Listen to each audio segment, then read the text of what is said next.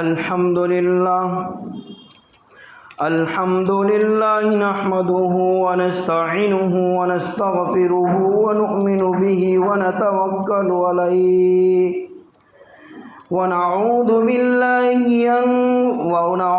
بالله من شرور أنفسنا ومن سيئات أعمالنا من يهده الله فلا مضل له ومن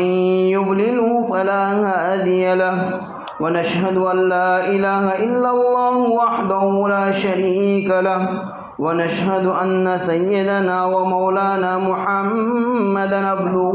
ورسوله أما بعد فأعوذ بالله من الشيطان الرجيم بسم الله الرحمن الرحيم يا أيها الذين آمنوا قوا أنفسكم وأهليكم نارا وقودها الناس والحجارة عليها ملائكة غلاظ شداد لا يعصون الله ما أمرهم ويفعلون ما يؤمرون صدق اللہ العظیم۔ محترم دوستو بزرگوں، اللہ رب العزت کا بہت ہی بڑا کرم اور احسان ہوا کہ اللہ رب العزت نے مجھے اور آپ کو ایمان جیسی بابرکت دولت سے نوازا ہے، اور اللہ رب العزت کی سب سے بہترین اور عمدہ نعمت اللہ تبارک و تعالیٰ نے میرا اور آپ کا وہ جو وجود بخشا ہے۔ اللہ تبارک و تعالیٰ کی ایک عمدہ نعمت ہم شمار کریں تو اللہ تبارک و تعالیٰ نے ہمارے جسم کو جو مکمل بنایا ہے، اور ایک نعمت یہ بھی ہے کہ ہمارے جسم کے تمام اعضاء کا صحیح معنوں میں کام کرنا ہے۔ اگر اللہ تبارک و تعالیٰ ہمیں ناک پیچھے دے دیتا تو ہمیں کھانے میں بہت دشواری محسوس ہوتی، مگر اللہ تبارک و تعالیٰ نے ہمارے ساتھ خیر خائی کا معاملہ کیا ہے، ہمارے ساتھ بھلائی کا معاملہ کیا ہے کہ اللہ تبارک و تعالیٰ نے ہمارے تمام اعضاء کو صحیح سالم بنایا ہے۔ اور اس میں جو سب سے بہترین جو نعمت ہے، اللہ تبارک و تعالیٰ نے دنیا کی تمام نعمتوں میں حضرت حسن بصری رحمۃ اللہ علیہ سے کسی نے پوچھا کہ اللہ تبارک و تعالیٰ کی نعمتوں کو شمار کرنا دشوار ہے، یہ کیسے ہو سکتا ہے؟ حضرت حسن بصری رحمۃ اللہ علیہ نے کہا کہ اللہ تبارک و تعالیٰ نے تو نے جو آنکھیں دی ہیں، پورے دن 24 گھنٹے اس آنکھوں سے جو دیکھتا ہے، ان تمام چیزوں کو تم شمار کر لے اور اس کو تم مجھے گنوا دے۔ وہ انسان کہنے لگا کہ اللہ تبارک و تعالیٰ کی جو نعمتیں ہیں ہم شمار کرنا چاہیں تب بھی ہم شمار نہیں کر سکتے، کہ اللہ تبارک و تعالیٰ نے ہمارے پیدا ہونے سے لے کر ہماری موت تک کے لیے اللہ تبارک و تعالیٰ نے نہ معلوم کتنی نعمتیں ہمارے اوپر نچھاور کر دی ہیں۔ ان میں سب سے بہترین اور عمدہ جو نعمت ہے، اللہ تبارک و تعالیٰ نے مجھے اور آپ کو اولاد جیسی بابرکت نعمت سے نوازا ہے، کہ اللہ تبارک و تعالیٰ جسے چاہتا ہے لڑکی دے دیتا ہے، جسے چاہتا ہے لڑکا دے دیتا ہے۔ اللہ تبارک و تعالیٰ نہیں چاہتا تو کسی کو اولاد سے محروم رکھ دیتا ہے۔ ان اولاد کا ہمارے پاس آ جانے کے بعد اس اولاد کی صحیح معنی میں ہمیں تربیت کرنے کے لیے، کہ اولاد کی تربیت کرنا ہر مسلمان کے لیے ضروری ہے، اس کو سنت نہ سمجھے، اس کو مستحب نہ سمجھے، بلکہ یہ تو واجب ہے، کیونکہ اس کا استدلال بھی قرآن کریم کی اس آیت سے ہوتا ہے کہ یا ایھا الذین آمنوا قوا انفسکم واہلکم نارا۔ جمہور مفسرین لکھتے ہیں کہ کو امر ہے اور امر وجوب کے لیے آتا ہے، اس سے ثابت ہو گیا کہ اولاد کی تربیت کرنا یہ واجب ہے۔ صاحب روح المانی لکھتے ہیں کہ اولاد جو اچھی ہوگی، اچھی اولاد انسان کے مر جانے کے بعد اس کے اعمال کے جو دفتر ہیں سب منقطع ہو جاتے ہیں، وہ سب کٹ جاتے ہیں، مگر 3 باتیں اس کے ساتھ لگی رہتی ہیں کہ بنا عمارہ، یعنی کہ کسی نے انسان نے اللہ کا گھر بنوا دیا، یا مسافر خانہ بنوا دیا، یا اسکول کالج بنوا دی، اللہ کے راستے کے اندر کسی نہ کسی چیز کو عمارت کے اندر لگا دیا، تو عمارت کے بدلے میں اللہ تبارک و تعالیٰ اس کے مرنے کے بعد بھی اس کے نامہ اعمال کے اندر وہ ثواب لکھتا رہے گا۔ یا تو کسی علم چھوڑ دیا کہ نفع دینے والا علم ہو، چاہے وہ کتابی شکل میں ہو یا واعظ نصیحت کی شکل میں ہو، وہ انسان جب کہ کتاب پڑھنے والا ہوگا، کتابیں پڑھانے والا ہوگا، صاحب کتاب کو اس کے مرنے کے بعد اس کا ثواب ملتا رہے گا۔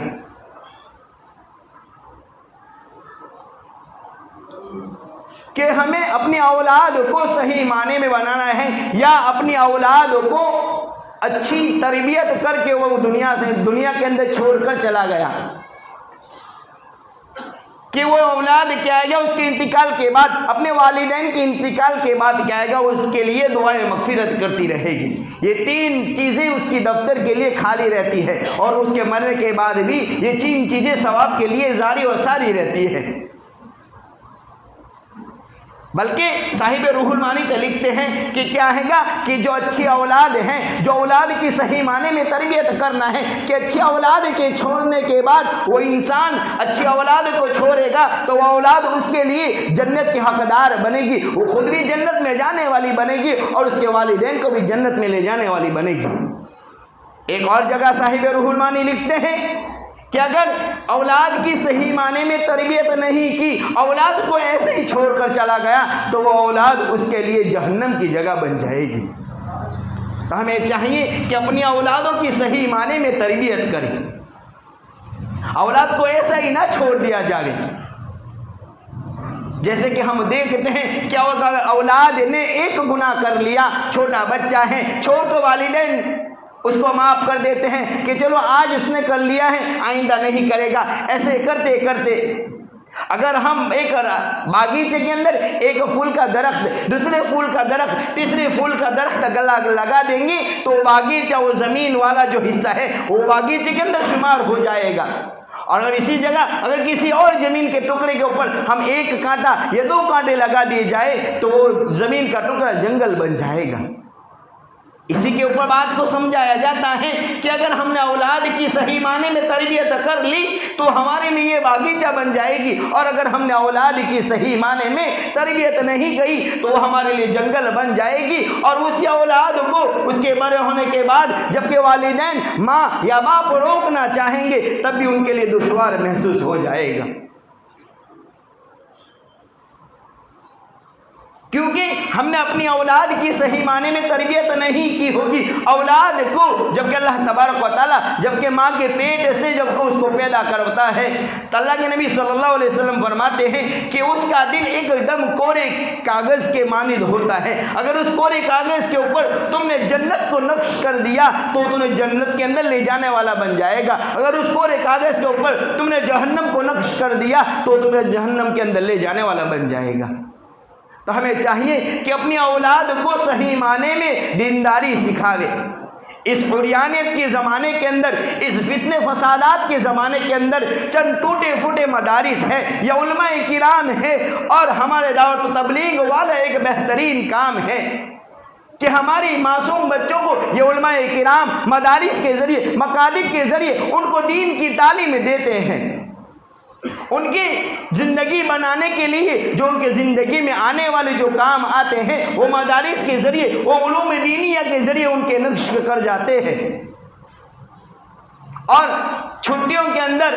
دعوت و تبلیغ کے اعتبار سے ہمارے معصوم بچوں کو راستے اللہ کے راستے میں نکالا جاتا ہے، اور ان کے اوپر محنت کی جاتی ہے کہ تم فضولیات کو چھوڑ کر اللہ کی ایک ماننے کے اوپر آ جاؤ، اللہ کی بتائے ہوئے کاموں کے اوپر آ جاؤ کہ اللہ تبارک و تعالیٰ نے جن کاموں کا حکم دیا ہے ان کاموں کو کرو، اور جن کاموں سے روکنے کا حکم دیا ہے اس کاموں سے رک جاؤ۔ اگر یہی مدارس نہ ہو، یہ علماء نہ ہوتے، یہ کام نہ ہوتا، تو کسی والد کے اندر یہ طاقت نہیں ہے کہ اپنے اولاد کی صحیح معنی میں تربیت کر سکے۔ ہم دیکھتے ہیں کہ اس فتنے فسادات کے زمانے کے اندر نہ معلوم کیسے کیسے فتنے وجود میں آ رہے ہیں۔ ہمیں سوچنا چاہیے کہ ہماری اولاد کو ہم کیسے سمجھاوے، ہماری اولاد کو دینداری کے اوپر کیسے لایا جاوے۔ کہ امام غزالی رحمۃ اللہ علیہ فرماتے ہیں، انہوں نے فرمایا کہ لیس الیتیم، یتیم کون شمار کیا جاتا ہے؟ ممات امہ ممات اباہ، کہ یا تو کسی کی والدہ مر گئی ہو یا والد مر گیا ہو، اس کو یتیم نہیں کہتے، بلکہ یتیم تو وہ ہے کہ اس کے والدین زندہ ہیں اور اس کی صحیح معنی میں تربیت نہ کی ہو۔ بہترین یتیم اس کو شمار کیا جاتا ہے کہ جس کی والدہ حیات ہو، بہترین والدہ ملی ہو مگر اس کو صحیح معنی میں تربیت نہ ملی ہو، اس کے والدین زندہ ہو مگر تب بھی وہ زندگی کے اعتبار سے یتیم شمار کیا جائے گا۔ مگر آج ہم سوچتے ہیں کہ جس کا والد مر گیا ہو یا والدہ مر گئی ہو اس کو یتیم کہتے ہیں، بلکہ حقیقی معنی میں اندر یتیم اس کو شمار کیا جائے گا جس کی صحیح معنی میں تربیت نہ کی گئی ہو۔ تربیت کے اعتبار سے ہم سوچ لیتے ہیں، تربیت کے اعتبار سے جب کہ وہ پیدا ہوتا ہے اس کے داہنے کان کے اندر اذان دی جاتی ہے، بائیں کان کے اندر تکبیر دی جاتی ہے اور اس کا اچھا نام تجوید کیا جاتا ہے، اور اس کو دینداری کے اعتبار سے مدرسے کے اندر، اسکولوں کے اندر بھیجا جاتا ہے۔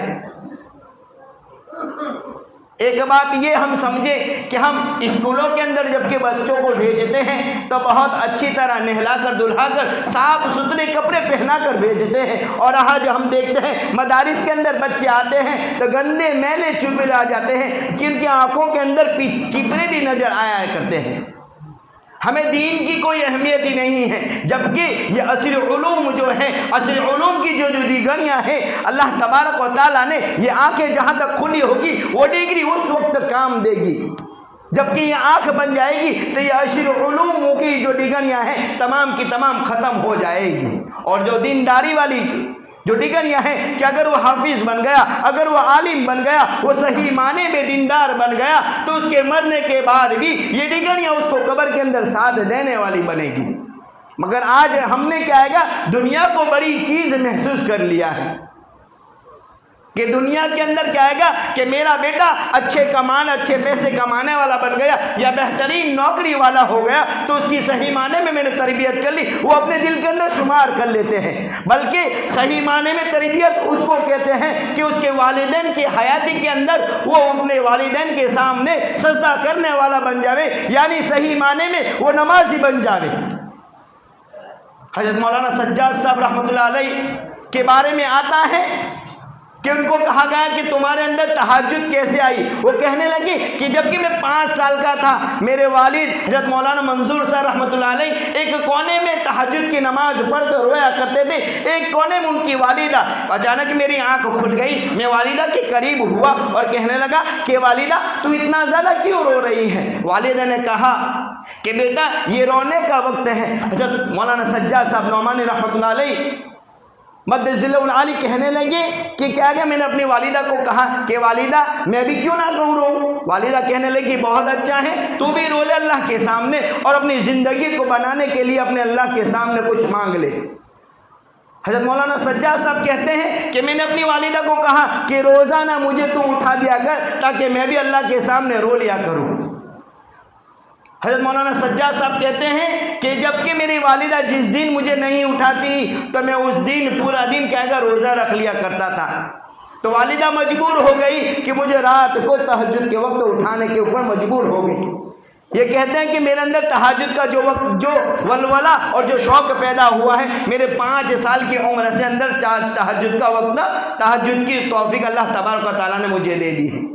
مگر آج ہم تربیت کیسے سمجھتے ہیں کہ بچے کو آئی پیڈ دے دیا، یہ کی پیڈ والا موبائل دے دیا یا اچھا موبائل دے دیا کہ ہم بچے کے آگے یہ چھوٹا ہے اس کو موبائل دے دو، یہ اپنے وقت کو اسی کر دے گا اور ماں ہے باپ ہے اپنے کام کے اندر لگ جایا کرتے ہیں، اس کو صحیح معنی میں تربیت شمار کرتے ہیں۔ بلکہ ہمارے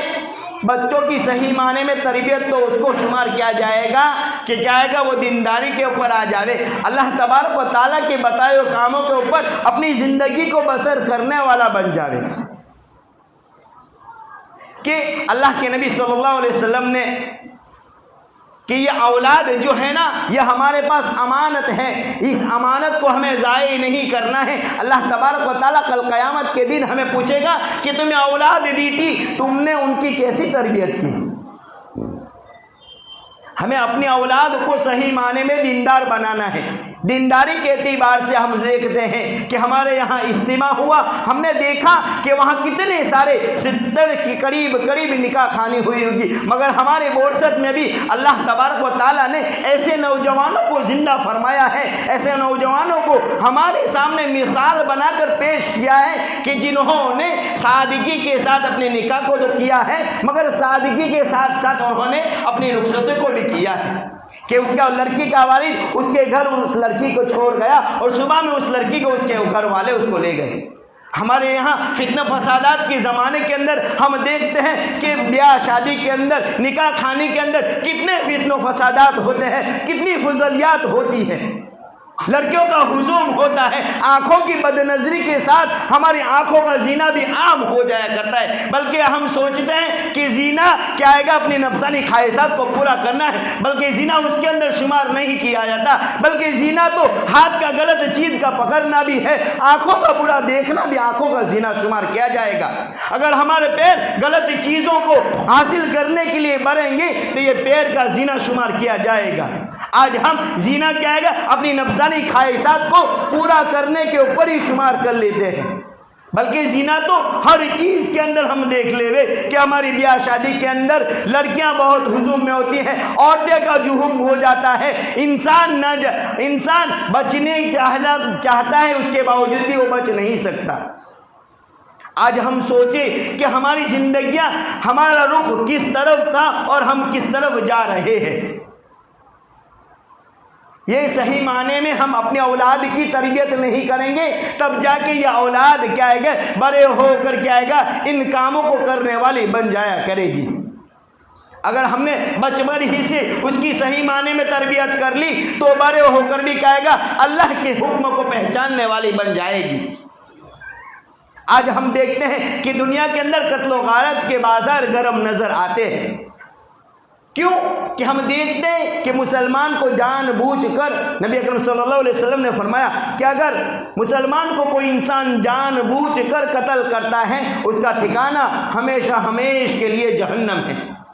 اگر اس نے دل کے اندر یہ طے کر لیا کہ اس مسلمان کو میرے لیے مارنا جائز ہے تو وہ کافر ہو گیا۔ آج دیکھ لو کہ چکلے چوروں کے اندر جو نشیلی چیزوں کے اندر جو انسان لگ گئے ہیں، اپنے وقت کو نشیلی چیزوں کے اندر اپنے آپ کو لگانے کے ساتھ جو انسان لگ رہے ہیں تو ایک انسان دوسرے انسان کے قتل کا قاتل شمار کیا جائے گا، بلکہ قاتل اور مقتول دونوں جہنم کے اندر جانے والے بن جائیں گے۔ ہم نے اولاد کی صحیح معنی میں تربیت نہیں کی ہوگی، ان کو ان بری چیزوں سے ہم نے نہیں روکا ہوگا تو بڑے ہو کر کیا ہے، ان تمام بری چیزوں کو کرنے والی بن جائے گی۔ اللہ تبارک و تعالیٰ تو قرآن کریم میں فرماتا ہے یا ایھا الذین آمنوا قوا انفسکم واہلیکم نارا، کہ مسلمان تم اپنے آپ کو بھی جہنم کی آگ سے بچاؤ اور اپنے اہل عیال کو بھی، اپنے بال بچوں کو بھی، اپنے گھر والوں کو بھی، اپنے رشتہ داروں کو بھی کیا ہے گا اور جہنم کی آگ سے بچاؤ۔ جہنم کی آگ تو اتنی خطرناک ہے، اتنی شدت والی ہے کہ اس کو 1000 سال تک جلایا گیا تو سرخ ہو گئی، دوبارہ 1000 سال تک جلایا گیا تو سفید ہو گئی، جبکہ تیسری مرتبہ 1000 سال تک جلایا گیا تو آگ کالی یعنی سیاہ ہو گئی۔ آج وہ آگ ایسی کالی ہے، آج ہم دنیا کی آگ کو شمار کر لے کہ یہ تو آگ کیا ہے گا، کتنے پانی سے دھونے کے بعد اس آگ کو اللہ تبارک و تعالیٰ نے دنیا میں بھیجا ہے، مگر اس آگ کی تپش سے، اس آگ کی گرمی ہم برداشت نہیں کر سکتے، تو کل قیامت کے دن ہم جہنم کی آگ کو کیسے برداشت کر سکیں گے؟ کوئی انسان اگر ہمارے بچے کو پھوڑی پھنسا ہو گیا، اگر ڈاکٹر نے کہا کہ اس کو سیجر کرنا پڑے گا، اس کو کیا ہے گا، اس کا پیپ پرو جو باہر نکالنا ہوگا، اگر والد اس سے محبت کرتا ہوگا تو یہ کہے گا کہ نہیں اس پھنسی کو رہنے دو، ویسے ہی اچھا ہو جائے گا، تو کیا اس کی محبت شمار کی جائے گی یا دشمنی شمار کی جائے گی؟ جبکہ والد اس سے محبت کرتا ہوگا تو کہے گا کہ اچھا اس کو نشر لگا دیجئے، اس کے اندر جو چیز خرابی ہے اس کو نکال لیجئے۔ ہم اپنے بچوں کو دنیا کے اندر تھوڑی سی تکلیف دینے کو برداشت نہیں کر سکتے تو کل قیامت کے دن ہم اپنی آنکھوں کے سامنے اپنے بچوں کو جہنم کی آگ کے اندر دیکھنا کیسے گوارا کریں گے؟ ہمیں اپنے بچوں کو جہنم کی آگ سے بچانے کے لیے کیا ہے گا، ہمیں دیندار بنانا پڑے گا، اور ہمارے بچوں کو صحیح معنی میں تربیت کے اعتبار سے ہمیں ہمارے بچوں کو دیکھنا ہے کہ اس کا دوست کون ہے، اس کا احباب کون ہے، وہ کہاں جاتا ہے، وہ کس سے ملتا ہے، وہ کہاں بیٹھتا ہے، اس کی تمام 24 گھنٹے کی زندگی ہمارے سامنے ہونا چاہیے۔ بلکہ آج تو والد کیا ہے گا، وہ بچہ بڑا ہو گیا، نہ معلوم کس سے ملتا ہے، کس کے ساتھ گھومتا ہے، کس کے ساتھ بیٹھتا ہے، والدین کو کچھ پتہ بھی نہیں ہوتا، اور دنیا کی فضولیات کے اندر اپنے وقت کو ایسے ہی ضائع کر دیتا ہے، اور اپنے وقت کے ساتھ ساتھ اپنی زندگیوں کو بھی ایسے برباد کر دیتا ہے۔ وہ نوجوان جو جوانی کا عالم ہوتا ہے، جبکہ تربیت کے اعتبار سے میں کوئی بات بتاتا چلوں کہ جب کہ بچہ جوان ہو جاتا ہے تو اس کی صحیح معنی میں بہترین نکاح کے لیے اچھی لڑکی تلاش کی جائے۔ اللہ کے نبی صلی اللہ علیہ وسلم نے صحابہ سے کہا